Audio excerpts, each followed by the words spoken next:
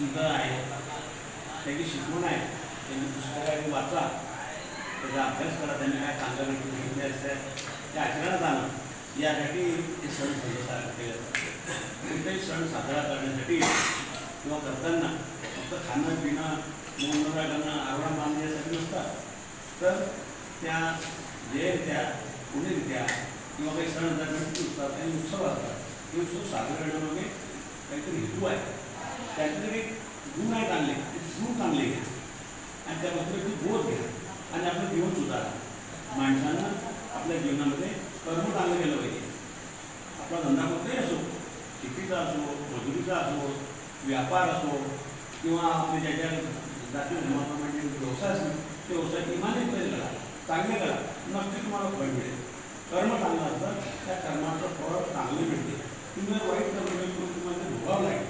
आणि म्हणून संत सेना महाराज जे नाशिक समाजाचे त्यांनी अतिशय चांगल्या प्रकारे प्रबोधन केलं आहे. त्यांची काही पुस्तकं असतील तर त्याचे पुस्तक वाचावे, चांगला अभ्यास घ्यावा आणि प्रत्येकाने जरी नाशिक समाजाचे असले तरी सर्वांचे प्रत्येक संत किंवा महात्मा जो आहे तो एका जातीचा किंवा एकाच्या नाही आहे, तो उद्बोधन करतो, तो मार्गदर्शन करतो, तो सर्वांसाठी करतो. म्हणून तो अमुक जातीचा आहे किंवा अमुक देत आहे असं नाही आहे.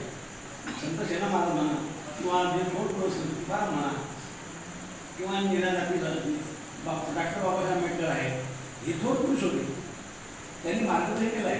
ते काही फक्त आंबेडकर किंवा या समाज असं नाही, तर त्यांनी आपला देश चांगला व्हावा किंवा आपण चांगले विचार घ्यावे, त्यांचे विचार आपण घेतले पाहिजे आणि ते विचाराचं आचरण आपण आपल्या जीवनामध्ये केलं पाहिजे. आणि आपण जर चांगलं कार्य केलं, त्यांचे जर विचार ऐकले, कोणते थोर पुरुष असो, महात्मा गांधी असो, पंडित जवाहरलाल नेहरू असो, थोर नेते असो किंवा राष्ट्रीय संत असो, तुकाराम ज्ञानेश्वर म्हणा, या महाराजांनी जे काही सांगितलं आहे, पुस्तकं जे लिहिले आहे, पुस्तक अभ्यास आहे, त्याचा विचार करा आणि त्याप्रमाणे आपलं आचरण करा आणि आपलं जीवन सुधारून आपलं शेवट कसा होईल, चांगला कसा होईल त्यासाठी प्रयत्न करा. चांगलं काम केलं चांगलं फळ मिळते. अशा प्रकारे आपण चांगलं काम करा आणि आपलं जीवन आहे ते सुखी करा. एवढं बोलणं